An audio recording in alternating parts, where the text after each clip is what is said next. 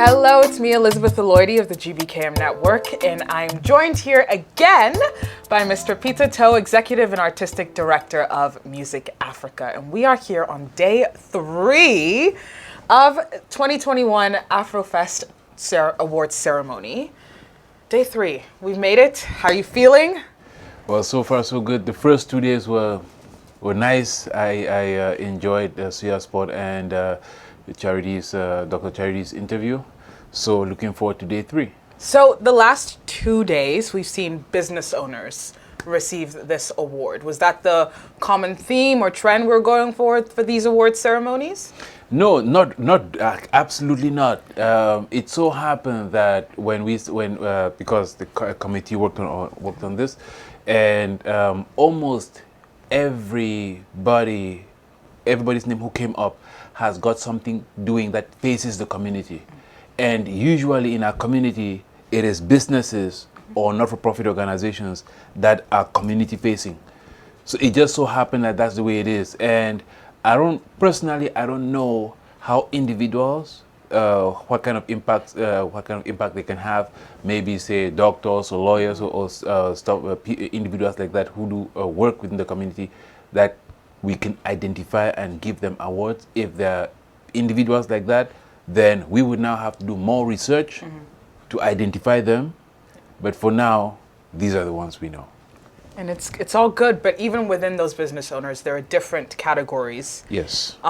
We had food, community working fully within the community, and now our recipient for today. Can you tell us a little bit more about who is receiving this award?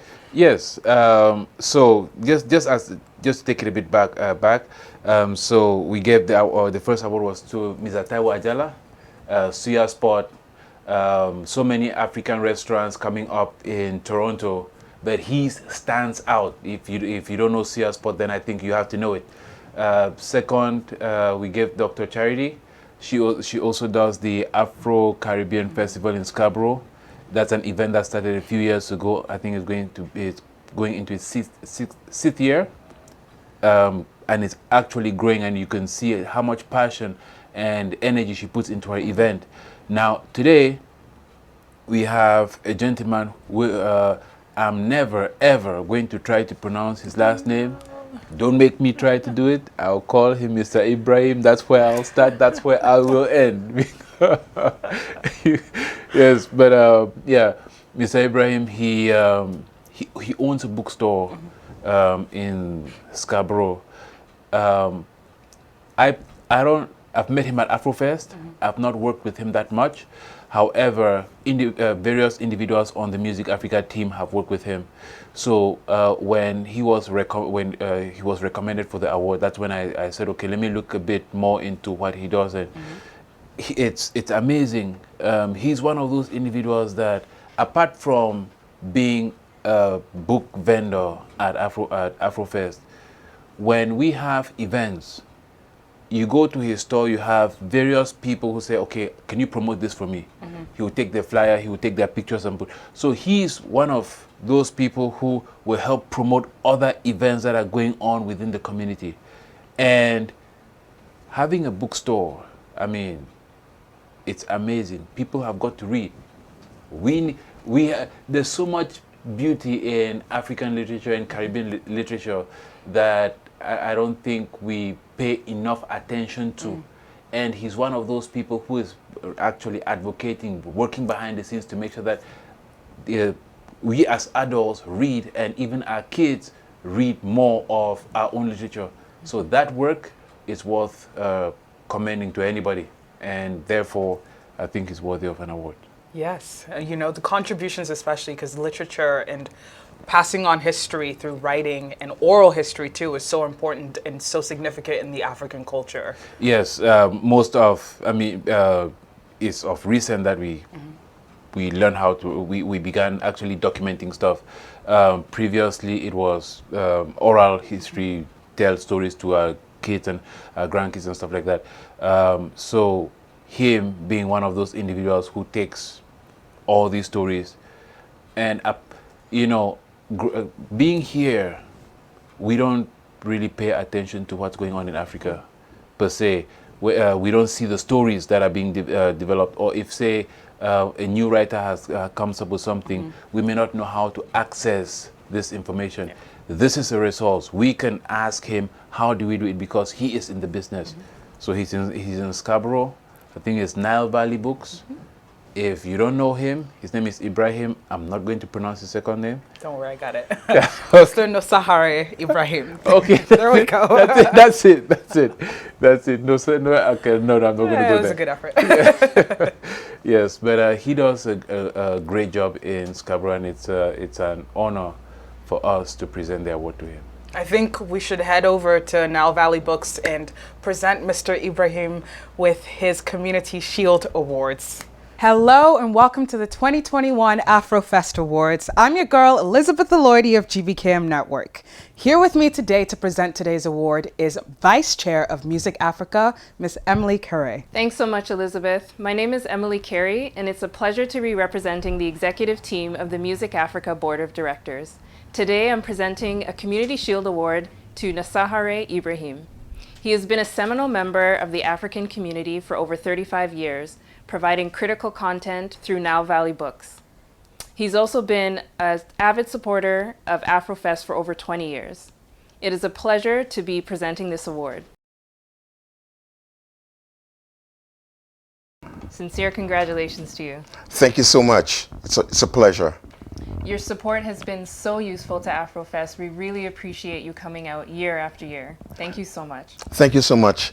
I really appreciate the help that you've given me through the years, all the presidents that I've met before, and it has really helped me to meet the community and establish my business and help me establish my aim, which was to bring African excellence to our community. And thank you so much for this fantastic award. This is the first I've ever gotten from anybody in the community, any group. So I really appreciate that you thought about me and appreciate the work that I've been doing all these years. Thank you so much again. It comes from the bottom of my heart. I'm joined here by Community Shield Award recipient, Mr. Nosakhare Ibrahim, owner and founder of Nile Valley Books. Congratulations on your award. Thank you so much. How does it feel? This is your first award.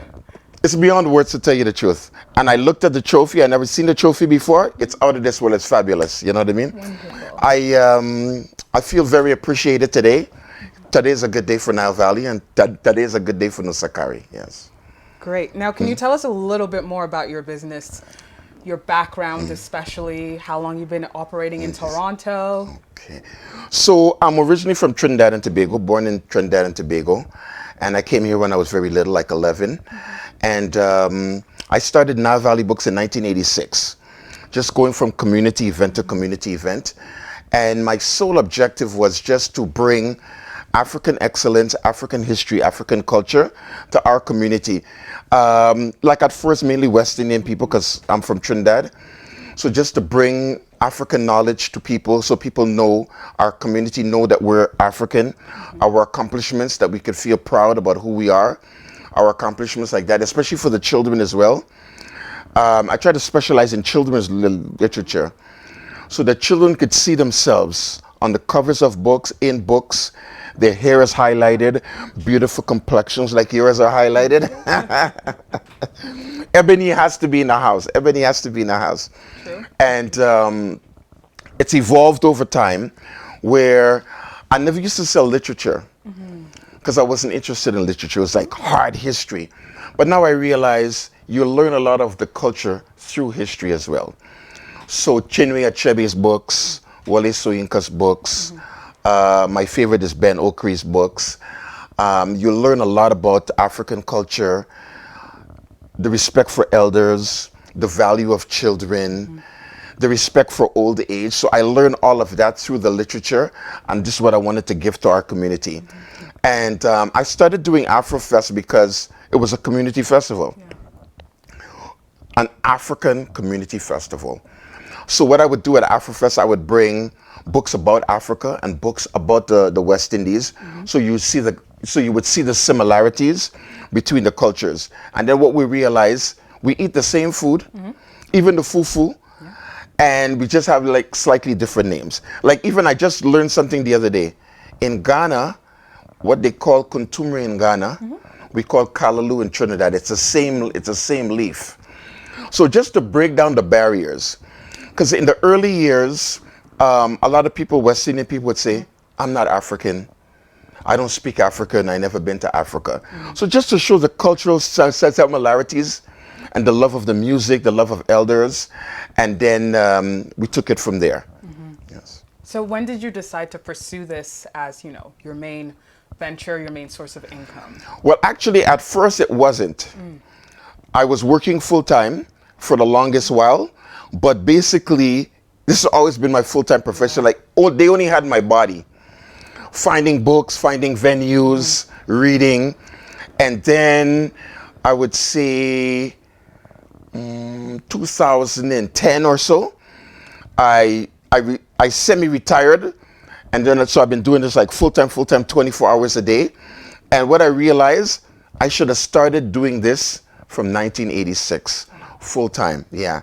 So it's all about now learning how to market yourself, learning how to access resources.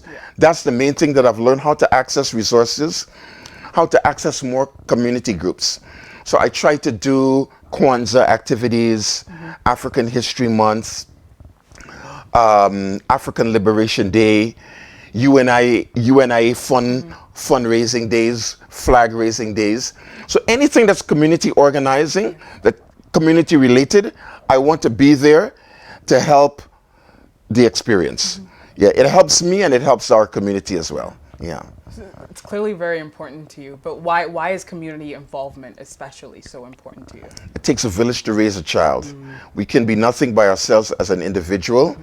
If I know I'm an African and one of my country people don't know and we don't work together, we lose all our resources, we lose all our strength, we lose all our skills. So now that we know we're all united, so Nigerians, Jamaicans, Trinidadians, this is what I realized.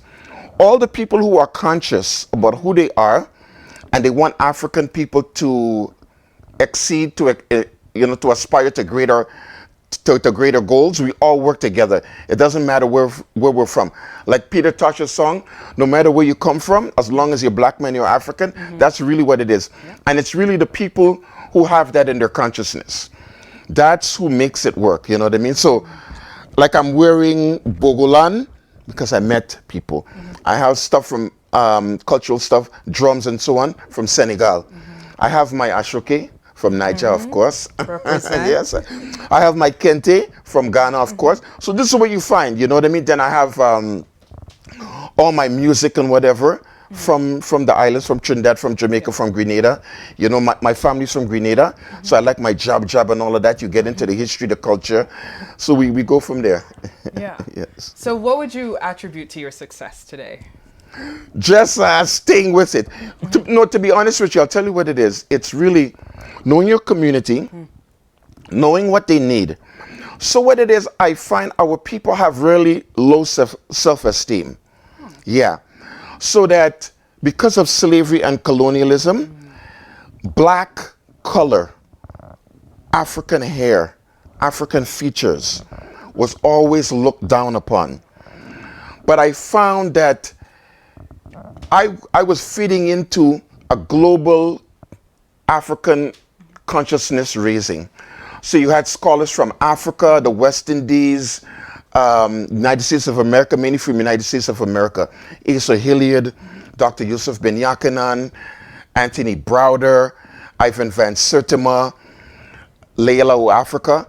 So people were listening to these scholars speak, and then they were looking for the material to read. So once I got into that and I found out what people were looking for, then I was able to plug into, people needed the resources. Yeah. So I was just a hub for the resources. So that's really my main goal is. So you have a child is coming up, they want to see, let me tell you a common problem. People will say, brother, I have this problem. My daughter or my son went to school, and when they come back, they say they want to be white. They say they don't like their hair. They say they don't like their skin. So do you have any book about that? So I have books where you see an African child on the cover with natural hair, dark skin, African features, and that when they see that, that lifts their spirit. Yeah. You see what I mean? It's self-affirming that your beauty is precious and your beauty is appreciated and people see you. And now what happens is now the teenage young men and young women, then they're saying, you know what? I like dark-skinned sisters. I like my sister. Nobody can compete with my sister. You know what I'm saying? So it's like that. So it's a hub. So I even joined African associations, history associations, where they just teach African history. And then you have people coming to Toronto who bring African scholars to speak about African history. So I'm there as a hub. So I need the community, and I'm trying to supply resources to the community to assist them in their growth. That's basically what I'm doing. Yeah. So I think over time, that has helped grow my business, and it has helped raise the consciousness of the community. Yes. On the other end, I'm sure there are some challenges that you've had to overcome, you know, being such a hub of representation for the African community at large. So how have you been able to overcome those challenges? To tell you the truth, the only challenge is to have more than one body. Like, especially in the summer, like, you know, you have, like with COVID now, it's terrible, but like before, you would have on a weekend, like 3-4 events. So you're just juggling how to be there, because everybody wants the information now. Everybody wants to see Africa, to see themselves. Everybody's looking at how do we resurrect ourselves? That's what I think the community is looking at, how to resurrect ourselves. And shea butter is a prime example of where we just found out as West Indian people we don't know shea butter. So we knew shea butter from an academic journal, you know, people speaking. Women used to rub their abdomen with the shea butter to decrease stretch marks. Then a brother from Barbados started doing it in a cosmetic form, blending it with essential oils. So that's taken off. So we have a lot of festivals where all of these things are there. So we're just trying to have a big workforce to be able to tackle all of these festivals, to reach as much people as possible. But as far as acceptance, I haven't had any negative experience. Even among people from outside our community, what they would say is, you know, I've never heard, like I remember, I have a book called They Came Before Columbus, The African Presence in America Before Columbus. And he goes, I went to university and I never saw that. And I said, that doesn't mean it doesn't exist, because the information is there. So he bought the book to read it. So I think once you have the resources and it's there and it's backed by good scholarship, it's out there. Even bad scholarship is good because it generates debate and dialogue. And that's the main thing. And then we could go from there. You know, So your main challenge is that you're so successful. No. No, you can't handle all of this. No. Never. See, I want to be in every school board in the GTA, in Canada, in the United States, in the West Indies, in Africa, because when I meet continental people, when I say by Africa, continental people, they say a lot of this, the books aren't there, especially for children. Then another market I want to get into is the Spanish-speaking market, like, you know, Venezuela, Colombia, Panama, Brazil. There's a lot of African people there. So it would be good to get our material down there and get their material here. Like, we know about it, like for adults, but for children, just to bridge those gaps, you know. No matter where you come from, you're an African. The ship dropped us off in many different places. So it's up to us now to reconnect. And this is what happened, when we reconnect, all of us eat fufu. That's it. All of us eat fufu, drink coconut water, like mango. So we realize that we like our ancestors. We love our children as our wealth. We respect our elders. So once those barriers are broken down and we see each other, Niger, I met a Nigerian brother, and so we were talking about Cuban music. He says, if you're from Niger, you're a Yoruba, and you hear Cuban music, when you hear the rhythm, you can know that it's a Yoruba rhythm in there, with just things added on top. And they have that Santeria, they have Shango, Trinidad, Grenada, St. Vincent, Jamaica. We have our Shango, we have our Olodumare, we have our Ogun, we have our... So we know those barriers are there. So we have taken those barriers out. We're just one people, you know? Yeah. Yeah, representation does matter. This is what it is. This is what it is, you know? Yeah. This is what it is. And having, you know, Music Africa as a source of representation here. Yes. Why have you supported for so long and so much? Like, you wouldn't believe, I don't know what Music Africa and AFROFEST does, how they do it, but you meet people at AFROFEST who love Africa so much. They love the clothes, they love the music, they love the food, they love the literature. And I'm just always wanting to plug into them like every month of the year to just have a good relationship with them. I think what it is, I'll tell you, from my experience, anytime you have an event and women bring their children, their infants, their babies with them to that event, you've done a really good job. It's warm, it's loving, it's friendly, it's very African, welcoming, it's positive. Women come with their children, they want to buy books, they want to buy clothes for their children, they want to eat the food. Some children who are born here, they'll say, you know, my mom cooks this, but she doesn't cook it enough, so I want Congolese food and Somali food and Ivorian food, jollof rice. So I think Music Africa has done a really good job. And then the artists. So I remember the first time I have a lot of CDs with Umu Sangari. And she came a couple years ago, and I just said, I don't care what it is. I just left the booth, and I just went to watch her sing on stage, because it might never happen again. So AFROFEST is one of the first venues, one of the first festivals, the first organization that provided that avenue for us to see and experience African culture firsthand. And then I think other festivals have come along from, you know, outside community, like somebody brought Salif Keita to Queen's Park once, and it was free. And I think that would not have happened if AFROFEST wasn't there. So the work that AFROFEST was doing, bringing the culture to Toronto, it has really opened up Toronto for the African experience. And we appreciate them for that. Yeah, Yes. Always with the representation. Always, yes. So for, you know, the younger entrepreneurs out there who may be interested in wanting to venture into opening their own business and taking that leap, because I'm sure we can agree it's a bit of a leap. Yes. What is some advice you could give them? I would always say, know your market very well. Know who you're aiming to have as your audience. Try to always source your material from the manufacturers. So you go straight to Africa, go straight to the West Indies. So like you're looking for shea butter and whatever, for fabric, for kente. Go to the continent, make friends with a Ghanaian, a Nigerian, a Senegalese person.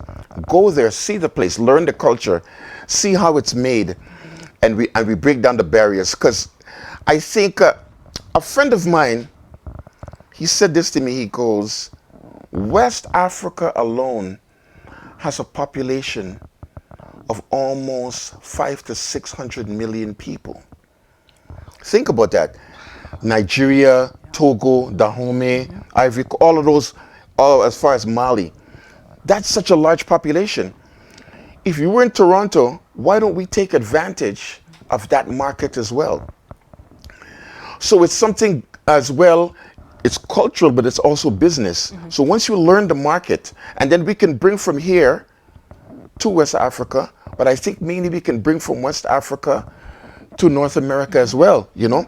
And know your market, be hardworking, and you know what I think too, be sincere to people that you're dealing with, be honest with people, pay a good price for what you want, and you get quality, and success will be yours, you know what I mean? Yeah. Believe in the Almighty, and the rest is yours. Amen. Yes. Well, congratulations again on your award and the recognition you've received. Thank you so much. The pleasure is all mine, trust me. Thank you again for joining us in this special ceremony to acknowledge the work that Mr. Ibrahim is doing within our community right here, and enjoy the rest of AfroFest.